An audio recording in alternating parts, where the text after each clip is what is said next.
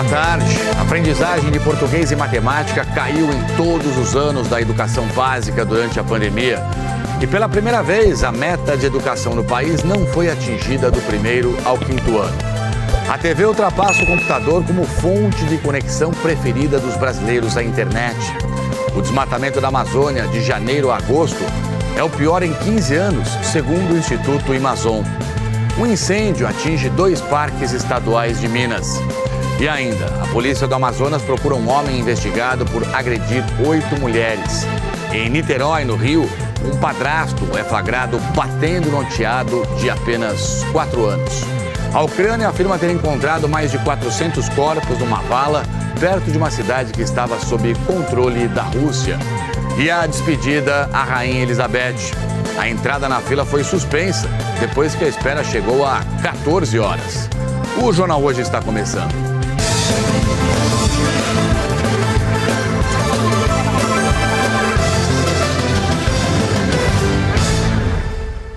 A polícia do Rio pediu à justiça a prisão de um homem filmado agredindo o enteado de apenas 4 anos em Niterói. Câmeras de segurança do prédio registraram as agressões e o porteiro avisou ao síndico. A mãe da criança contou que também era agredida constantemente. As imagens são de fevereiro, mas só foram divulgadas agora. É uma sequência de crueldade e covardia de um homem contra uma criança de 4 anos. Vitor Possobon agride o enteado com 2 cotoveladas na boca e depois sufoca a criança. Depois grita com o menino. No elevador, a violência se repete. As imagens das câmeras de segurança foram encontradas pelo porteiro do prédio, onde a família morava em Niterói, na região metropolitana do Rio. O síndico foi à delegacia prestar queixa, mas não chegou a entregar as imagens e o caso foi registrado como maus-tratos. 7 meses depois das agressões e com vazamento das imagens nas redes sociais, a Polícia Civil intimou novamente o síndico a apresentar o vídeo. O delegado responsável pelo caso pediu a prisão preventiva de Vitor Possobon pelo crime de tortura. A pena é de 2 a 8 anos de prisão. A promotora do caso diz que a demora no processo expôs ainda mais a criança. Se essas imagens tivessem sido entregues devidamente à Polícia Civil, à delegacia, conforme requisição do delegado, isso não teria acontecido. É um fato grave que podia já desde muito tempo já ter sido resolvido, solucionado, porque essa criança ela ficou à mercê da violência desse padrasto. O menino atualmente mora com o avô. Ontem, a mãe da criança esteve na delegacia. Jéssica Jordão disse que não desconfiava que o ex-marido batia no filho. Raiva, muita raiva e desespero, porque eu não consigo acreditar que uma pessoa seja capaz de fazer isso com uma criança. Jéssica disse que foi mantida em cárcere privado e que era vítima de agressões física e sexual e que os espancamentos chegaram a provocar um aborto. Ele colocava sempre a luva de boxe para eu não ficar com tantas marcas e falava para eu ficar parada e me batia. No peito do homem acusado das agressões estão tatuadas as palavras fé e família. Vitor tem outros registros na polícia por violência doméstica e já foi preso por agredir a mãe. Jéssica conseguiu sair de casa, mas foi proibida de levar a filha de 1 ano que tem com Vitor. Eu espero que ele pague por tudo que ele fez, não só a mim e ao meu filho, mas essa distância que ele está causando à minha filha. Acredito que a justiça vai ser feita e ele vai ser preso e vai pagar por tudo isso. E é fundamental a polícia observar também a proteção a essa mãe, né? Essa mulher agora. Delegacia de Atendimento à Mulher de Niterói também pediu a prisão do Vitor pelo crime de violência psicológica cometido contra a mãe da criança. A justiça agora analisa esse pedido. Nós tentamos contato com a defesa do Vitor Possobon, mas até agora não tivemos nenhum retorno. Polícia do Amazonas está em busca de um homem suspeito de agredir pelo menos 8 mulheres. A justiça já decretou a prisão preventiva dele e, segundo a polícia, Kizan Matos Martins abordava as vítimas em casas noturnas com a intenção de levá-las para a casa dele. E se elas recusassem, eram agredidas. O vídeo é de uma câmera de segurança de um balneário de Manaus. A mulher de biquíni vermelho está acompanhada de um rapaz. Em seguida, chega um homem de camiseta azul. Eles conversam e, em segundos, ele dá um soco no rosto da moça. Segundo a polícia, o agressor é Kizan Matos Martins, de 30 anos. A vítima saiu de Manaus por medo. Esta jovem tem 22 anos e não quer se identificar. Disse que foi agredida por Kizan no último fim de semana, dentro do carro, quando saíam de uma casa noturna. Eu estava todo tempo falando que eu não queria ir com ele. Foi o momento em que ele começou a me deu uma cotovelada na minha cabeça. No momento em que eu fui fazer um movimento de sair do carro, ele voltou e me deu um chute nas costas e eu caí no meio da rua. Esta outra jovem de 19 anos, que também não quer mostrar o rosto, contou à polícia que Kizan a agrediu em agosto, em uma casa noturna.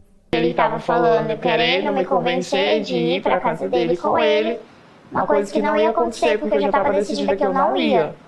E aí, quando eu virei de costa, eu falei, vai lá no banheiro e eu vou voltar pra mesa. Foi quando ele me agrediu com a voadora nas minhas costas, onde eu caí, ralei braço, ralei joelho, ralei minha perna. Segundo a polícia, Kizan Martins teve o mesmo padrão de comportamento nos crimes. Ele sempre agrediu as mulheres que recusaram o convite de ir para a casa dele. Pelo menos 8 mulheres dizem ter sido agredidas por Kizan Matos.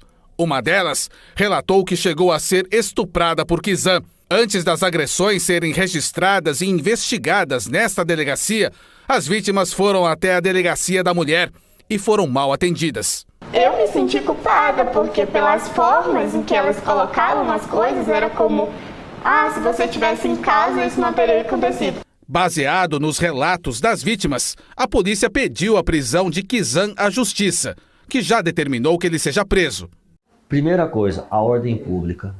Há aí um grande clamor a respeito deste fato, já que se é um claro fator, é um claro elemento aqui que a vontade, a soberania, a decisão da mulher está sendo violada. Eu só quero que ele pague por tudo, por cada uma que ele agrediu, por cada menina que ele ameaçou, por cada noite sem dormir. E é grave, né, essa questão da mulher procurar a delegacia e a delegacia tratar com desdém, não dar atenção devida. Isso é muito sério, isso também tem que ser apurado e investigado pela própria polícia de Manaus, né? De acordo com a defesa, o Kizan Matos Martins declarou que está sofrendo perseguição de uma blogueira que induz mulheres a fazer boletim de ocorrência contra ele e também difamando ele em redes sociais. A advogada negou que o Kizan agrediu as mulheres física e sexualmente e afirmou que o delegado que investiga o caso negou ouvir o suspeito. Nós procuramos o delegado e ele disse que antes de pedir a prisão se reuniu com a advogada do Kizan e pediu que ele se apresentasse, o que não aconteceu. Em relação à denúncia das vítimas não terem recebido o atendimento adequado na delegacia da mulher, a delegada titular declarou que a Polícia Civil trabalha para atender da melhor forma possível as pessoas que buscam atendimento e que não se nega a registrar as ocorrências. Se tiver um atendimento bom, adequado, com respeito, você encoraja as mulheres a denunciar. Caso contrário, a situação vai ficando pior, mais complicada e favorável a quem agride. Em São Paulo, o Ministério Público apura 10 novas denúncias de mulheres que acusam Thiago Brenan de crimes sexuais. O empresário já é réu por ter agredido uma mulher numa academia de ginástica e também é investigado por manter uma outra mulher em cárcere privado e forçá-la a fazer tatuagem com as iniciais do nome dele. O Fantástico trouxe essas denúncias com exclusividade. Luísa Vaz tem os detalhes ao vivo do Ministério Público aqui de São Paulo. E agora, hein, Luísa? Bem-vinda e boa tarde. Boa tarde, Trali. Como você disse, são pelo menos 10 novas denúncias. Todos são casos de estupro e, em 2 destes casos, mais 2 mulheres afirmam terem sido obrigadas a tatuar as iniciais do agressor, ou seja, TFV de Thiago Brenan Fernandes Vieira. De acordo com as investigações, né, esse caso já foi denunciado aqui ao Ministério Público de São Paulo. Eles teriam ocorrido entre o ano passado e este ano numa casa de Thiago Brenan, num condomínio de luxo aqui no interior interior de São Paulo. O Ministério Público recebeu as denúncias e deve começar a ouvir estas vítimas já na segunda-feira da semana que vem. Estas mulheres procuraram pelo mesmo advogado da modelo que foi agredida por Thiago Brenan numa academia aqui em São Paulo, caso que foi revelado pelo Fantástico. Neste caso, Thiago Brenan já é réu.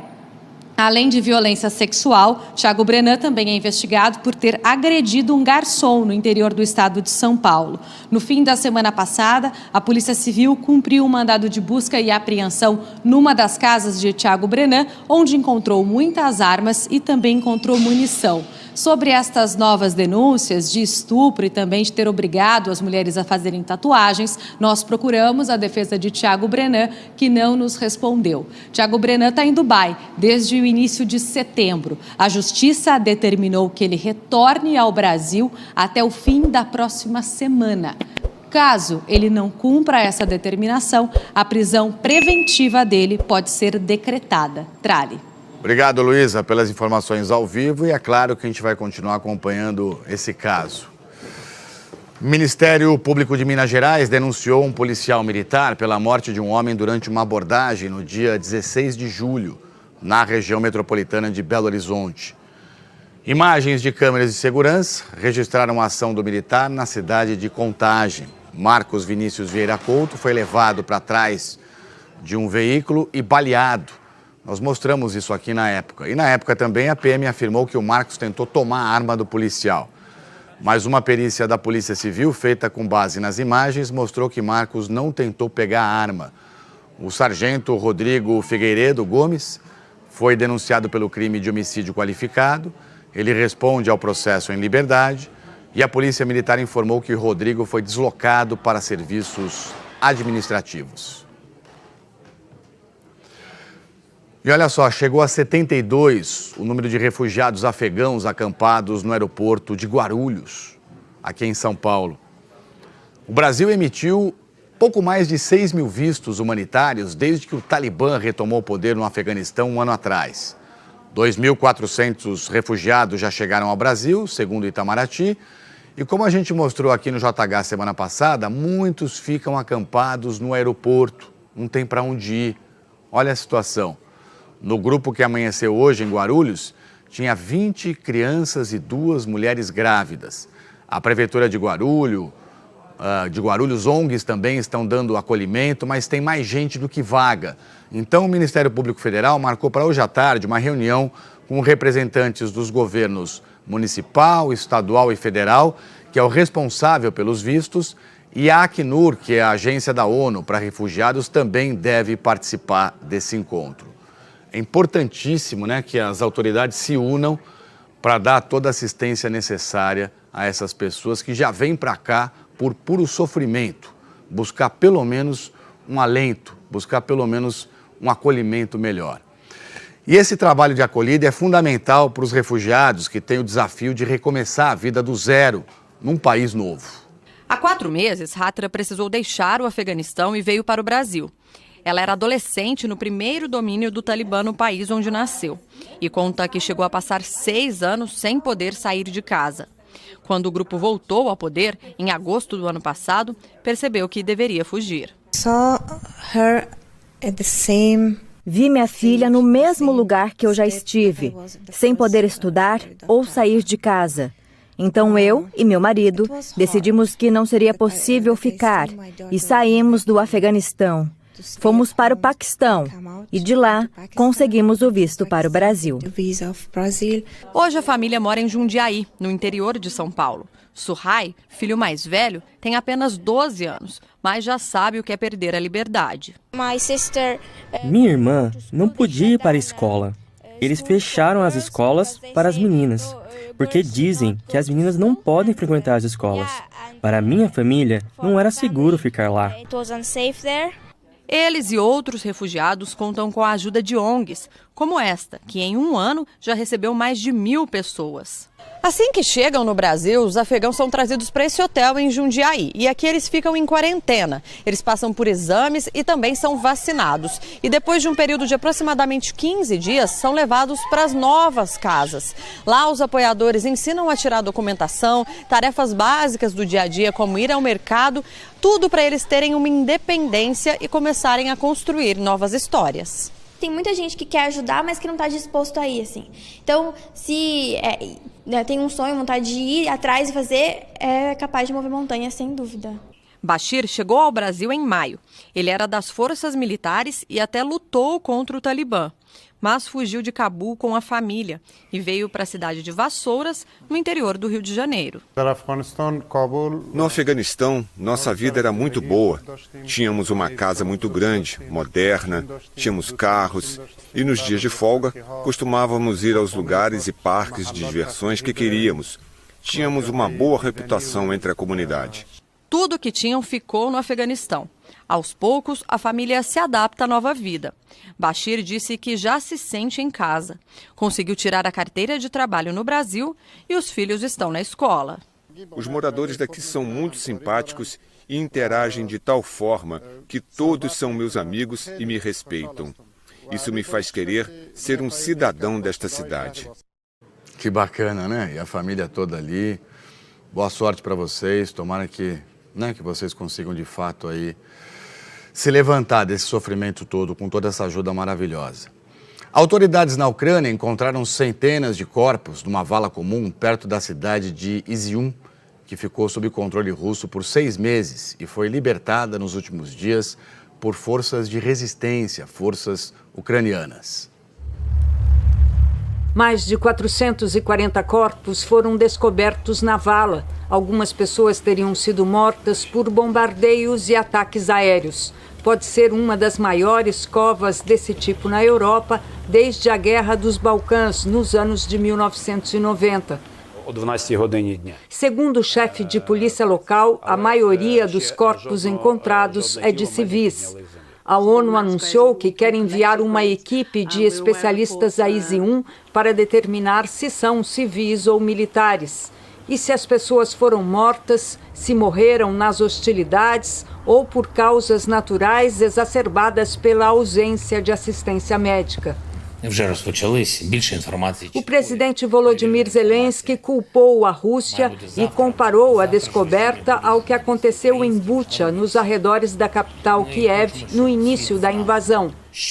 Queremos que o mundo saiba o que realmente está acontecendo e o que a ocupação russa levou a Bucha, Mariupol e agora, infelizmente, a Izium. A Rússia está deixando a morte para trás em todos os lugares e deve ser responsabilizada. Milhares de soldados russos fugiram de Izium no fim de semana, deixando para trás grandes quantidades de munição e equipamentos. Foi a sua pior derrota desde que as tropas russas foram expulsas dos arredores de Kiev em março. O governo russo negou repetidamente que tenha como alvo os civis ou que tenha cometido crimes de guerra. Ontem, Vladimir Putin se encontrou pessoalmente com o presidente chinês pela primeira vez desde o início da guerra. Xi Jinping disse estar feliz por ver o velho amigo. Jinping pediu aos líderes asiáticos dos países membros da Organização de Cooperação de Xangai que mantenham a estabilidade regional asiática. Na declaração final da cúpula em Samarcanda, no Uzbequistão, todas as sanções econômicas à Rússia, exceto aquelas adotadas pelo Conselho de Segurança da ONU, foram consideradas incompatíveis com o direito internacional. Na viagem de volta do Cazaquistão, o Papa Francisco conversou com os jornalistas e falou sobre dar ou não armas à Ucrânia. Esta é uma decisão política que pode ser moralmente aceita se for tomada de acordo com as condições da moral, mas pode ser imoral se for feita com a intenção de causar mais guerra ou vender armas ou descartar aquelas armas que não são mais necessárias. O Papa Francisco falou que a motivação é o que qualifica, em grande parte, a moralidade desse ato e que se defender não é apenas lícito, mas também uma expressão de amor à pátria. Fala agora da Justiça da Argentina, que decretou a prisão do brasileiro Fernando Sabag Montiel e da namorada dele, a Brenda Uliarte, por tentativa de assassinato contra a vice-presidente da Argentina, Cristina Kirchner. A partir, então, de mensagens recuperadas dos celulares dos dois, a polícia afirma que o casal estudou e combinou o passo a passo do crime. Numa mensagem, Brenda dizia ao namorado que para limpar a Argentina seria preciso ter sangue derramado. A arma usada na tentativa de assassinato foi comprada por Brenda no dia 22 de abril. No dia 1º de setembro, Fernando Montiel tentou disparar contra Cristina Kirchner quando ela cumprimentava apoiadores em frente de casa em Buenos Aires. Ontem, no Senado argentino, Cristina Kirchner fez a primeira aparição pública depois do atentado. E a fila do velório da rainha, hein? Olha só, a espera passou de 24 horas hoje. E nós vamos então até Londres conversar sobre isso com o correspondente Rodrigo Carvalho, porque ele está no fim da fila, perto do Parlamento Britânico, local do velório. É isso, Rodrigo. Bem-vindo e uma ótima tarde para você aí. Salve, Trali. Boa tarde para você, para todo mundo. 15 para as 6 da tarde aqui em Londres e a fila, o tempo da fila para ver o caixão da rainha nunca teve tão grande, 24 horas de espera. Vou explicar o que aconteceu. Primeiro a gente fala ao vivo aqui a margem do Thames, o parlamento está logo ali. Mais cedo, às 10 da manhã, no horário aqui de Londres, a fila atingiu o limite, 8 quilômetros de extensão e naquela hora ali, 14 horas de espera. Autoridades, então, decidiram que por pelo menos 6 horas ninguém poderia entrar na fila. E aí, o povo começou a dar de cara com o portão fechado, todo mundo sem entender, não era só chegar, mas foi uma forma de controlar a situação. É a primeira vez, desde o início do velório, que isso aconteceu. E agora há pouco voltaram a liberar e o tempo de espera, é o que informa agora o site do governo, é de mais de 24 horas. Quem enfrentou a fila mais cedo foi o ex-jogador da seleção inglesa de futebol, David Beckham. Ele esperou por 12 horas. Embora algumas figuras públicas, incluindo deputados, tenham recebido convite, e com isso pulado a fila, Beckham não, pegou a fila normal. Ele se emocionou quando viu o caixão da Rainha Elizabeth II. Enquanto isso, Londres se prepara para garantir a segurança no funeral de Estado na segunda-feira. A Polícia Metropolitana disse que vai ser o maior teste de segurança da história do Reino Unido. Em Windsor, cidade aqui perto de Londres, 40 minutos de trem, onde a rainha vai ser enterrada na segunda-feira, a segurança está sendo reforçada também. A polícia lá checou até os bueiros. Já o rei Charles III teve compromissos no país de Gales, como a gente vê agora na reportagem do enviado especial Leonardo Monteiro. Foi a primeira viagem como rei que o ex-príncipe de Gales fez ao país que lhe deu o antigo nome. Charles III desembarcou nesta sexta-feira à capital Cardiff, na última etapa de viagens às 4 nações que compõem o Reino Unido, depois de ascender ao trono britânico. Uma salva de 21 tiros marcou a chegada dele e da rainha consorte, que saudaram o público em luto pela perda da rainha Elizabeth.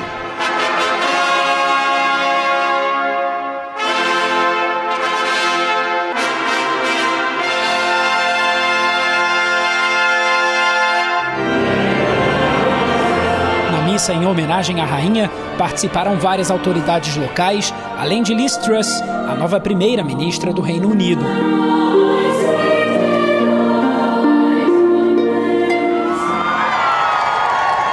Depois da cerimônia, Charles voltou a cumprimentar os súditos. Ganhou aplausos, flores e até presentes. Ele se tornou o príncipe de Gales em 1958 e é o detentor mais longo do título na história. Depois da homenagem, Charles III falou em galês por mais de 1 minuto, algo até então inédito publicamente.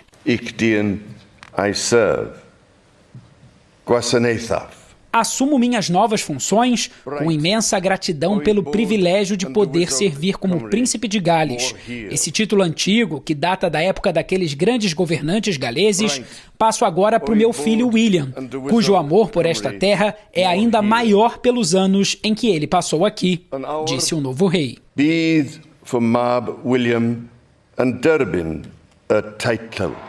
No caminho para o castelo da cidade, para um encontro reservado com o primeiro-ministro galês, Charles foi vaiado.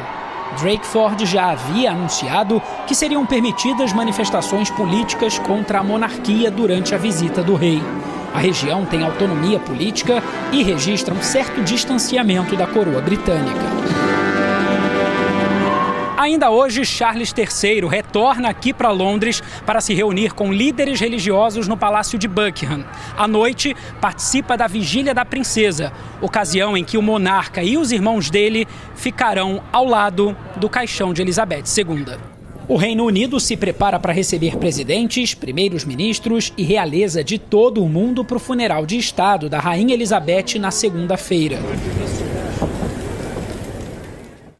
E ainda hoje, a aprendizagem de português e matemática cai em todos os anos da educação básica durante a pandemia. E a seguir, o desmatamento na Amazônia é o pior em 15 anos, de janeiro a agosto. Um incêndio está destruindo 2 parques estaduais de Minas Gerais e é a previsão do tempo para todo o Brasil. Nós voltamos já já com muito mais aqui para você.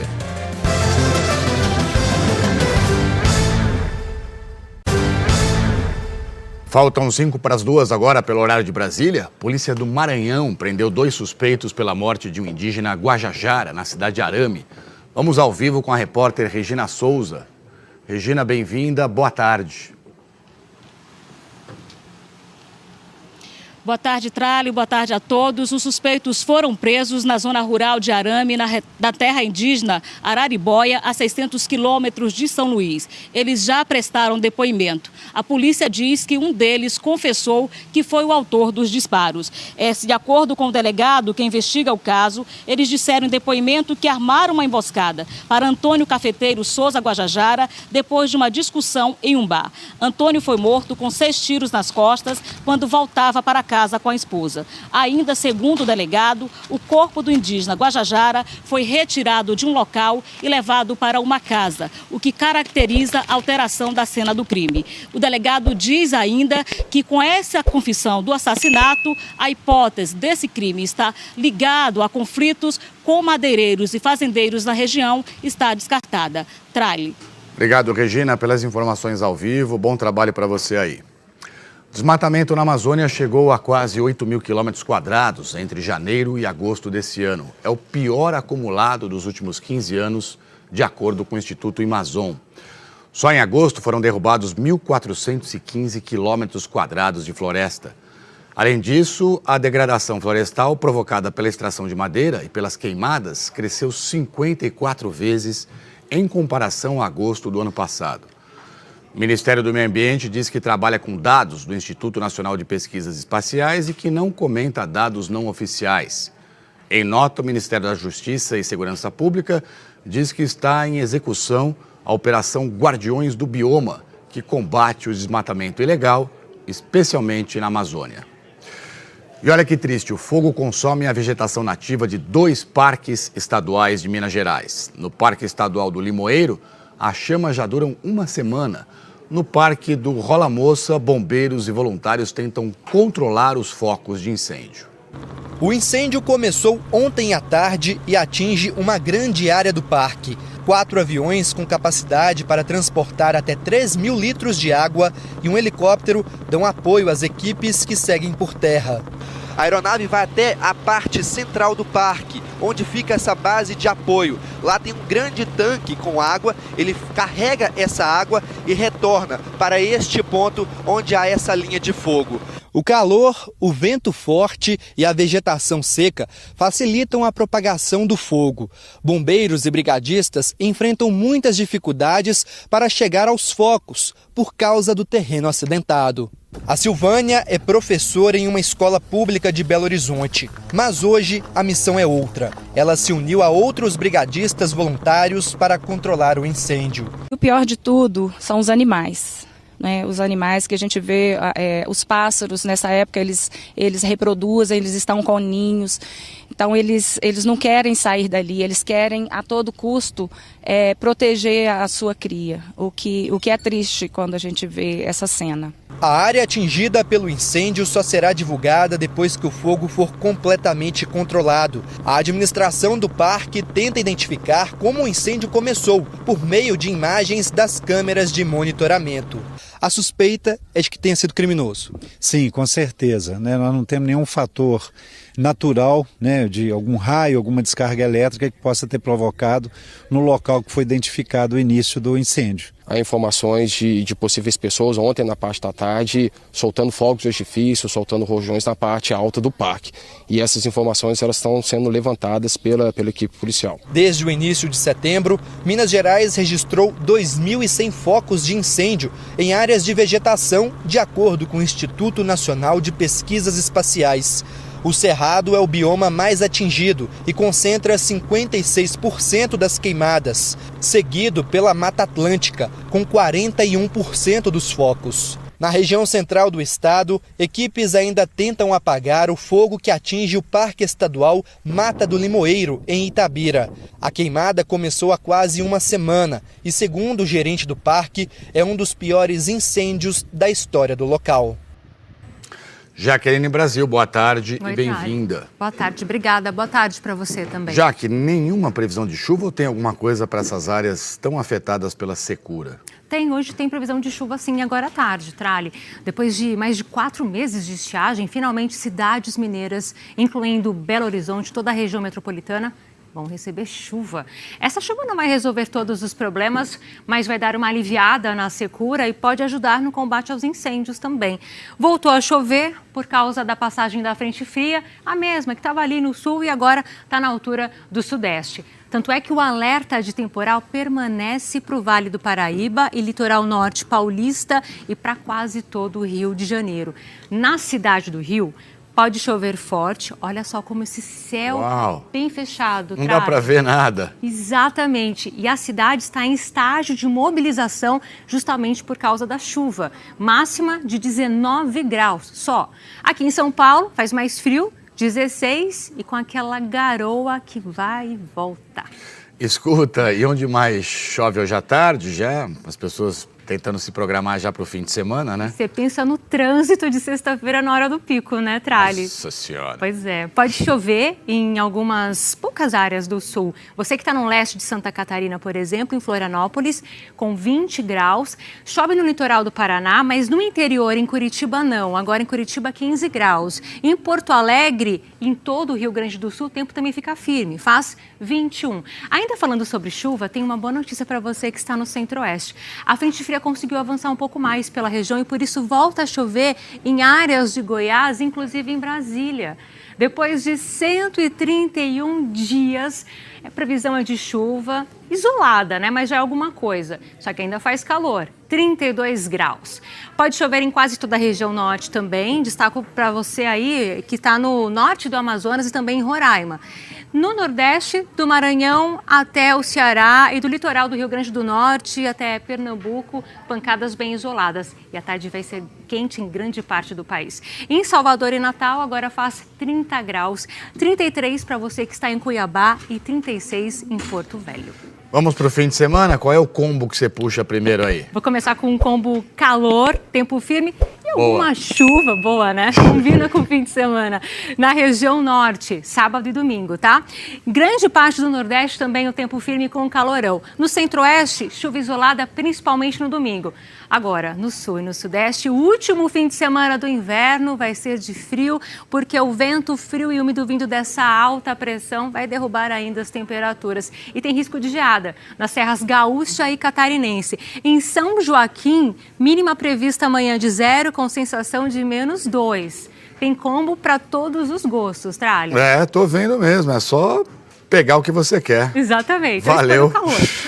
Obrigado, Jaque. Tá, bom fim de semana. Tchau, pra gente. Pra você também, tudo de bom. Obrigadão. Em Alter do Chão, região oeste do Pará, a festa Sairé preserva tradições dos índios Borari. O ritual começa com a busca dos troncos no meio da floresta, em uma procissão pelo Lago Verde. Sairé, os troncos são usados como mastros e carregados por homens e mulheres pelas ruas de Alter do Chão, distrito de Santarém. O símbolo da festa, que tem influência da Igreja Católica e da cultura portuguesa, é esse arco colorido, usado para louvar ao Divino Espírito Santo. O símbolo do Sairé, ele, para nós, ele é o símbolo sagrado, é o estandarte da Santíssima Trindade. Tem o Espírito Santo, tem a coroa do Espírito Santo. Por isso, nós recebemos muita visitação nesse período, né? E pessoas, elas vêm e fazem desse local um local de peregrinação. Os mastros são enfeitados com folhas e frutos e erguidos numa disputa acirrada para ver quem levanta primeiro. Esse ano, os homens foram mais rápidos. Uma imersão cultural fantástica, estou até emocionada. Durante 5 dias, os moradores de Alter do Chão revivem tradições do século XVII, quando os índios recebiam os colonizadores portugueses que chegavam à Amazônia com a missão de catequizar os índios. Nesta festa de rituais religiosos, de danças e culinária, o Boto da Amazônia se destaca. As agremiações cor-de-rosa e tucuxi encenam a lenda do boto, uma história em que o animal se transforma em homem e encanta a cabocla. É um espetáculo de cores e fantasias que mostra a riqueza da floresta e a cultura indígena. As apresentações serão nesta sexta e sábado. Enquanto isso, quem passa por aqui se diverte ao som da folia do Sairé e experimenta a culinária regional. Muito bom, excelente. A pequena vila de Alter do Chão, que tem 12 mil habitantes, recebe cerca de 100 mil turistas que vêm conhecer a festa e aproveitar também o Caribe da Amazônia. Essa linda praia que se forma nessa época do ano. Então eu estou encantada com a cidade. Alter do Chão está me emocionando muito. É um povo de respeito, um povo admirável. E eu vou voltar, né? Com certeza vou voltar aqui. Quanta coisa linda que tem nesse nosso Brasil, né? Esse turismo maravilhoso, que lugar lindo. O Globo Repórter de hoje vai mostrar a história de brasileiros que ganham a vida no grito. Olha o vassoureiro! Fiz minha casa com a vassoura, comprei meu carro com a vassoura. A rotina é dura, mas cheia de criatividade. A cola jeans, bolsa de lona. A vendedora de café troca o dia pela noite na Feira do Brás, em São Paulo. E é conhecida como... A ambulância chegou, mas estou aqui. Da bicicleta a uma frota de 20 carros, o empreendedor virou o rei da pamonha. Pamonhas, pamonhas, pamonhas. Olha o açaí. O comércio ambulante faz girar 4 bilhões de reais na orla do Rio. Para chamar a atenção, vale até criar personagem. Caldinho de mocotó pra levantar. E a batalha do jovem da periferia para realizar o sonho. Ele vende ovos e estuda para ser piloto de avião. Hoje, no Globo Repórter. Que demais. E ainda hoje, o Circuito Brasileiro de Skate e a seguir a aprendizagem de português e matemática cai em todos os anos da educação básica durante a pandemia. E a TV ultrapassa o computador como fonte de conexão preferida dos brasileiros à internet. A gente volta já.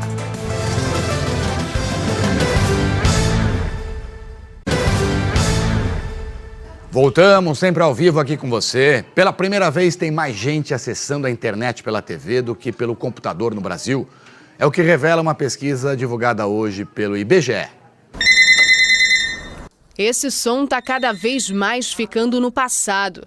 O número de telefone fixo nas casas brasileiras caiu de 23% em 2019 para 15% em 2021.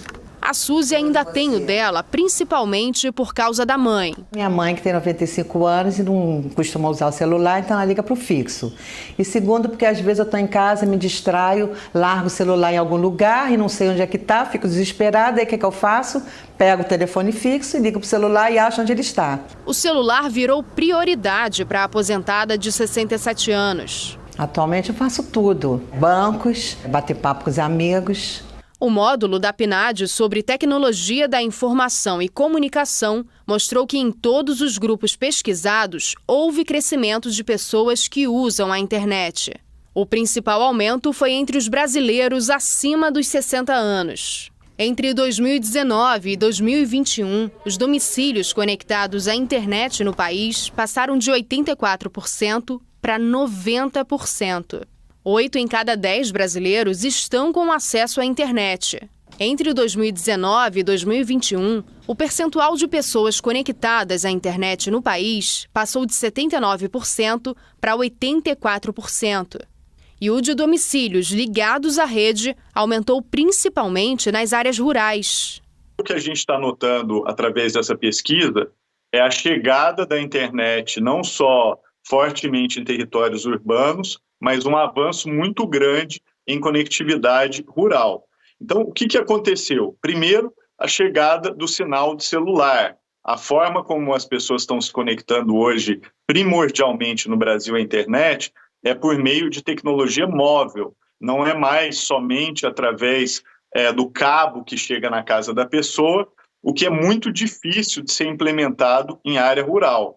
O recordista de acesso continua sendo o celular, mas pela primeira vez o número de brasileiros que se conectam à internet pela TV ultrapassou o dos que acessam a rede pelo computador. Cresceu de 32% em 2019 para 45% em 2021 o número de pessoas se conectando pela Smart TV. Já o total de pessoas que usam o computador caiu de 46% para 41% no mesmo período. O Brasil está mais conectado, mas ainda existe uma parcela da população que está de fora. No ano passado, 28 milhões de pessoas no país não usaram a internet pelos dados do IBGE. Os motivos mais citados foram não saber usar a tecnologia, falta de interesse e o preço alto do serviço. Conexão no Brasil é cara, né? A gente ainda paga muito por conexão. A gente precisa ficar de olho nisso, porque não adianta estar conectado se você tem que economizar banda, né? Que é uma realidade para muita gente no país. A internet ainda é muito cara e para muita gente você não tem nem sinal, né? Para milhões de pessoas ainda tem a dificuldade da conexão. Então tem que baratear e tem que melhorar muito a qualidade também do serviço. Olha só, por 7-4, o Supremo Tribunal Federal decidiu manter suspensa a lei que criou um piso para o salário de profissionais de enfermagem, até que seja então analisado o impacto da medida na qualidade dos serviços de saúde e também no orçamento de estados e municípios.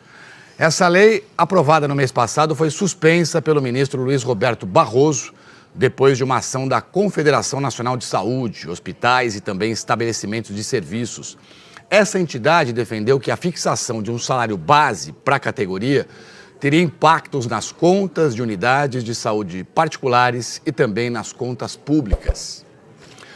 Vamos juntos agora ver os dados da pandemia de Covid no Brasil, atualizados pelo consórcio de veículos de imprensa com as secretarias estaduais de saúde. Desde que a pandemia começou, o Brasil registrou 685.258 óbitos pela doença. Total de casos até aqui passa de 34 milhões e 600 mil.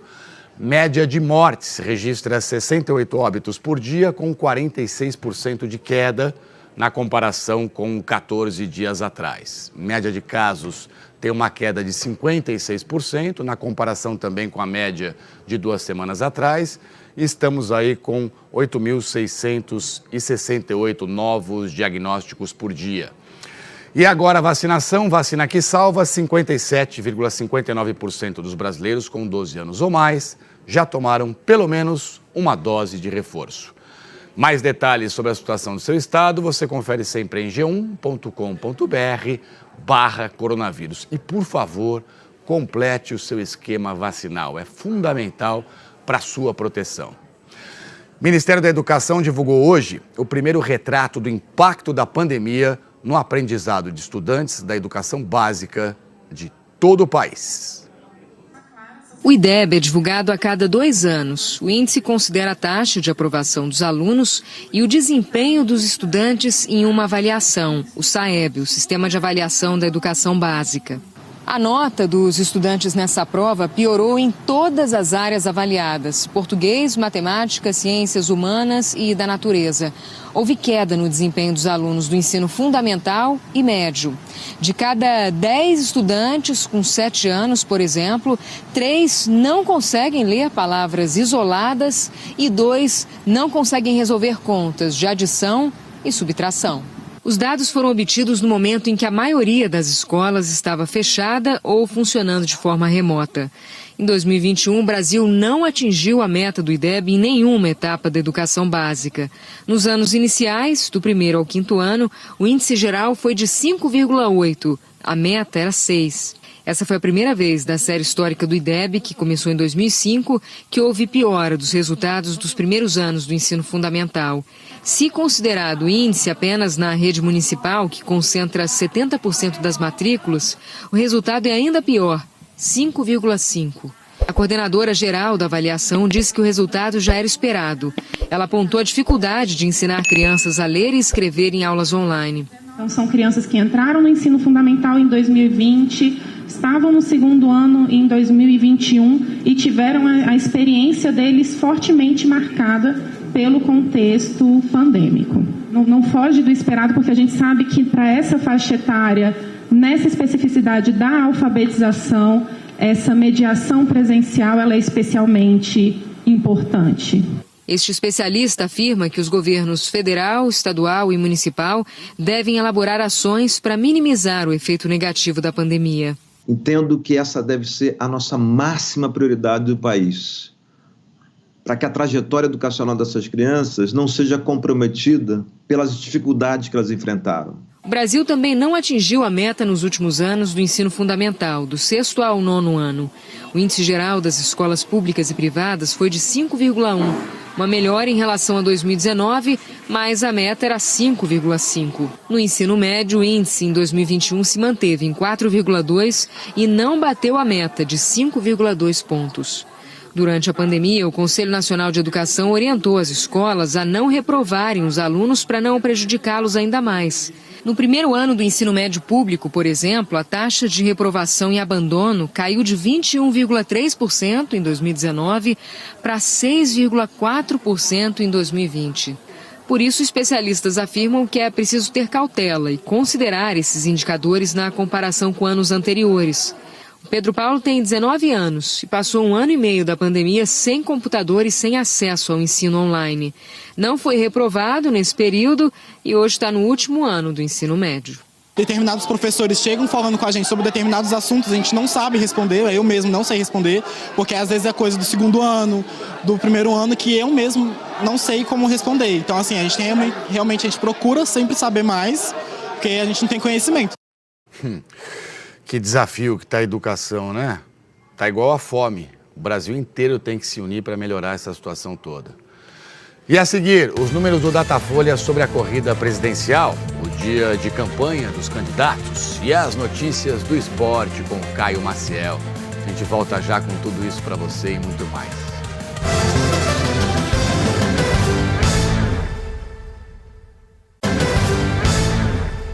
Estamos de volta, obrigado sempre aqui pela sua companhia. Datafolha divulgou uma nova pesquisa de intenção de voto para presidente contratada pela Folha de São Paulo e pela TV Globo. Num cenário estável, Lula do PT teve 47% em junho, julho e agosto, oscilou para 45% no começo deste mês, depois manteve os 45% e agora mais uma vez 45%. Com a margem de erro tem de 43% a 47%. Jair Bolsonaro do PL tinha 28% em junho, depois 29%. Avançou para 32% em agosto, manteve o índice na primeira pesquisa de setembro, depois passou para 34% e agora oscilou para 33%. Com a margem de erro tem de 31% a 35%.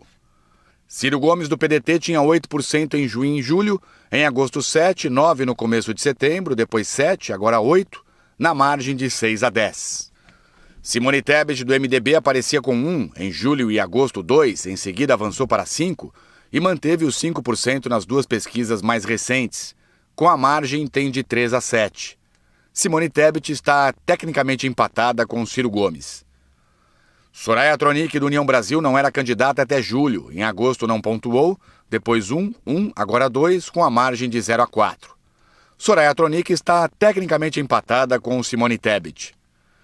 Em junho, 7% disseram que votariam em branco, anulariam ou não votariam em nenhum candidato. 6% em julho e em agosto e 4% nas 3 últimas pesquisas. 4% responderam que não sabiam em junho, em julho 3%, 2% em agosto e no começo deste mês, na semana passada 3%, agora 2%. Não chegaram a 1% Felipe Dávila do Novo, Sofia Manzano do PCB, Vera Lúcia do PSTU, Léo Péricles do Unidade Popular, Emael do Democracia Cristã e Kelmon Souza do PTB. Datafolha perguntou em quem os eleitores votariam num segundo turno com Lula e Bolsonaro. Em junho, Lula aparecia com 57%, na sequência 55%, 54%, 53%, manteve os 53% na semana passada, agora tem 54%, com a margem de erro de 52% a 56%. Bolsonaro tinha 34% em junho, depois 35%, 37%, 38%, 39% na pesquisa passada, agora 38%, com a margem de 36% a 40%. Votos em branco, nulos ou nenhum, 8% em junho, 7% em julho, 8% nas 2 pesquisas seguintes e 7% na semana passada e nesta. Não sabia 1% em junho, 2% em julho e agosto, depois 1% e 2% nas 2 últimas semanas. Datafolha mostrou que a avaliação do governo do presidente Jair Bolsonaro se manteve estável em relação à pesquisa anterior. Em junho, 26% consideravam o governo Jair Bolsonaro ótimo ou bom. Em julho, 28%, em agosto, 30%, 31% no começo deste mês e na semana passada. Agora, 30%. Em junho, julho e agosto, 26% avaliavam o governo como regular. Depois, 27% e 25% nas 2 pesquisas mais recentes. 47% consideravam o governo Bolsonaro ruim ou péssimo em junho. Depois, 45%, 43%, 42% em 2 levantamentos seguidos. Agora 44%. Desde junho, 1% não soube responder. Datafolha pediu que os entrevistados avaliassem a confiança que eles têm nas declarações do presidente Jair Bolsonaro. Em junho, 17% disseram que sempre confiavam nas declarações do presidente. Em julho, 18%, em agosto, 20%, no começo deste mês e na semana passada, 19%, agora 21%. Os que às vezes confiavam nas declarações de Bolsonaro eram 29% em junho e julho, 27% em agosto, depois 30%, 29%, agora 27%. Em junho, 53% disseram que nunca confiavam nas declarações de Bolsonaro. Em julho e em agosto, 52%. 50% nas 2 pesquisas seguintes, agora 51%. Desde junho, 1% não soube responder. Datafolha ouviu 5.926 eleitores em 300 cidades, de quarta-feira até ontem. Hoje de manhã, o candidato do PDT à presidência, Ciro Gomes, esteve na Paraíba. O primeiro compromisso de Ciro Gomes nesta sexta-feira foi um ato no Calçadão, no centro de Campina Grande. O local é um importante polo comercial do município. O candidato do PDT cumprimentou eleitores e discursou na presença de apoiadores e trabalhadores do comércio. Ciro Gomes falou sobre propostas para reduzir a desigualdade social.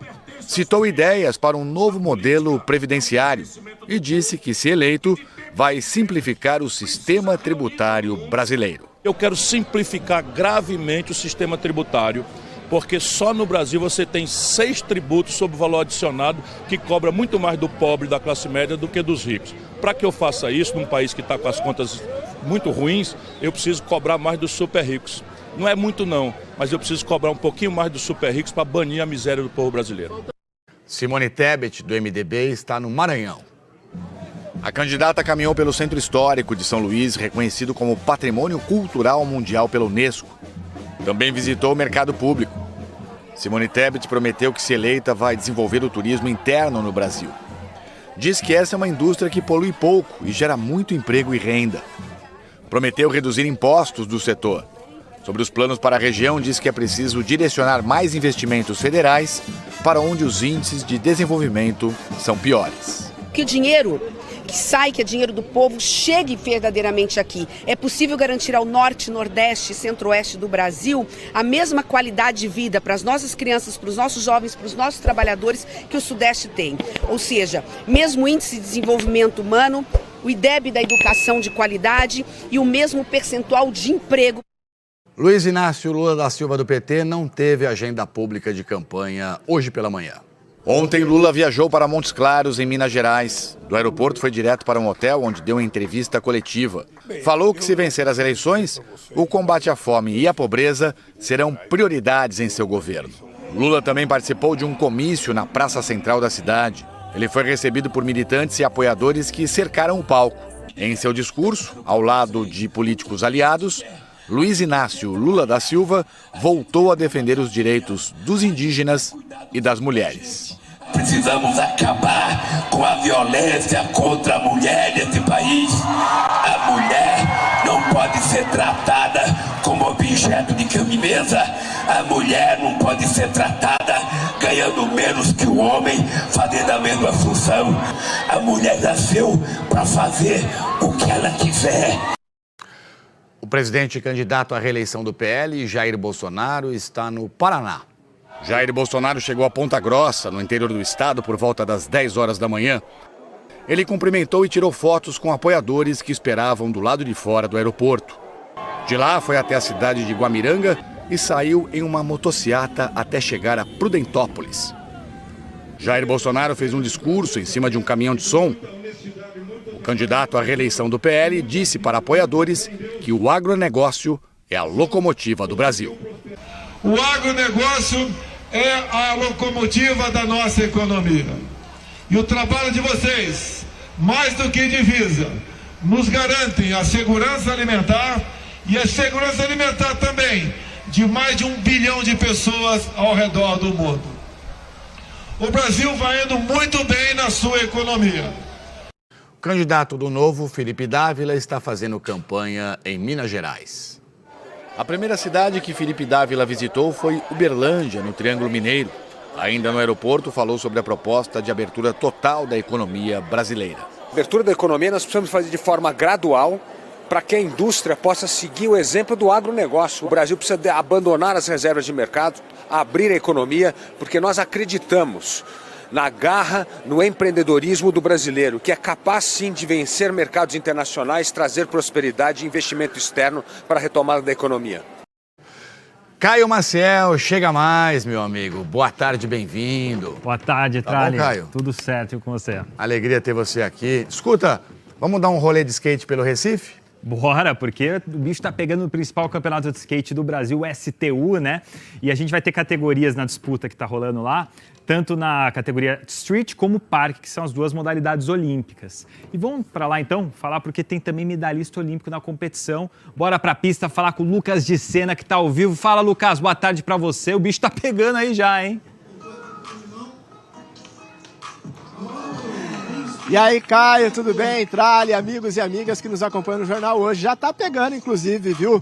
O STU, sigla que significa Skate Total Urb, é a principal competição do circuito brasileiro de skate. Aqui no Recife foi montado um parque com quase 3 mil metros quadrados e são aguardadas 10 mil pessoas para assistir às disputas por dia. Todos os ingressos já foram esgotados. São duas pistas, uma para o skate park, outra para o skate street, que é esse aqui, ó.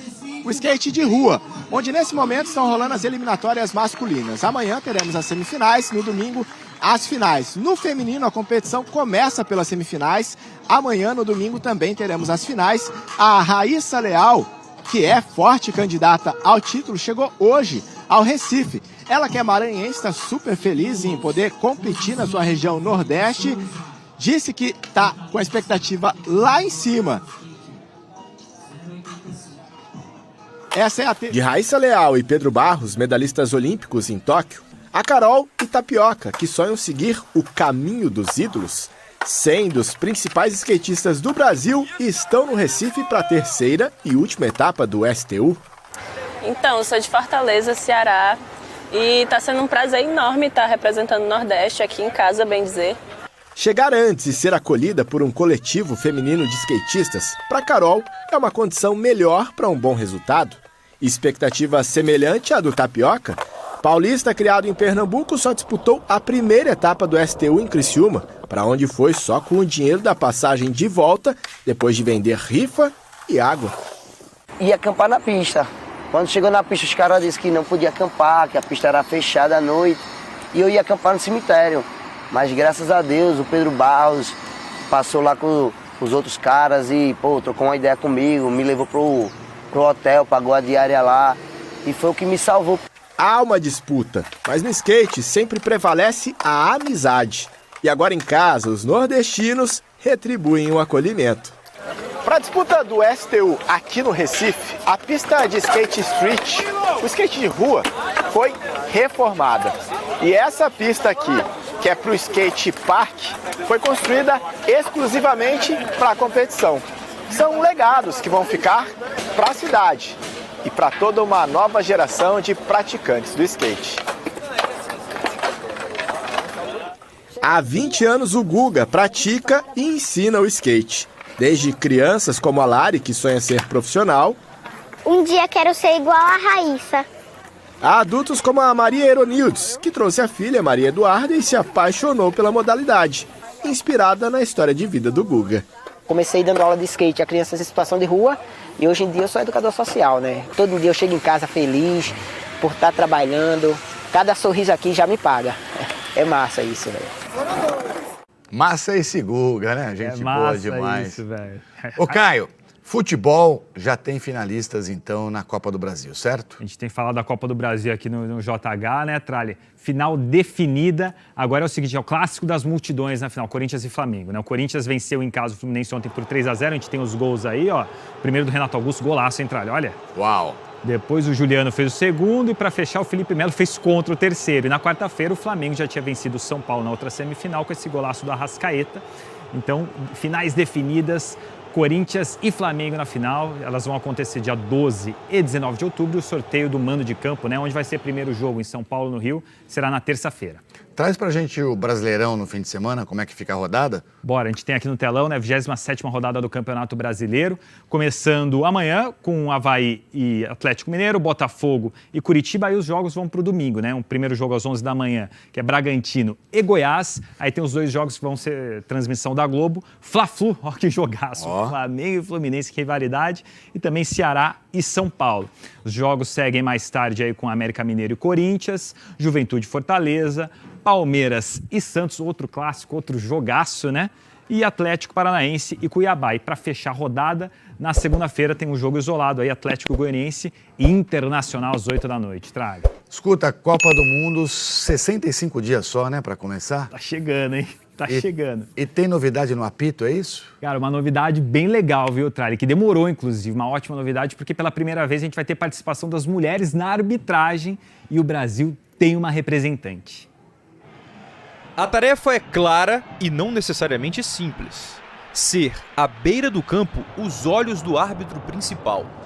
Neuza Inês Bach, uma das melhores assistentes do Brasil na atualidade, não desliga durante 90 minutos. Trajetória que começou no futebol de várzea. Então eu comecei trabalhando nessas partidas, fazendo a súmula, e depois eu passei a trabalhar como assistente. Isso foi lá em Saudades, município do interior de Santa Catarina.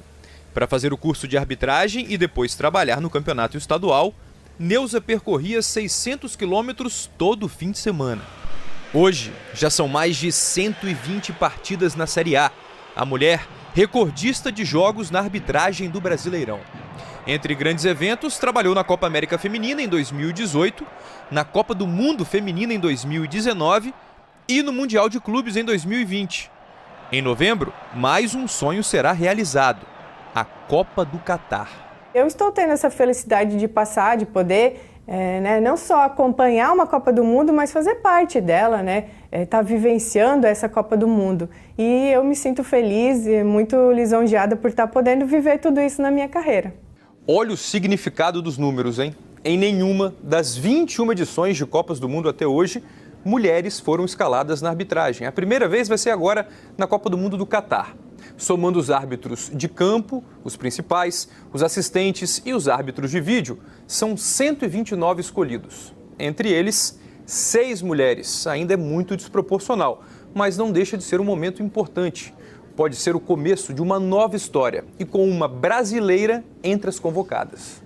É um momento que a gente fala, às vezes, tanto de machismo, de preconceito, e a gente tem esse exemplo positivo da FIFA estar levando mulheres para a Copa do Mundo e está mostrando também que é possível, né, estar incluindo mulheres no meio desse esporte aí que que o pessoal adora tanto e é tão apaixonado que é o futebol.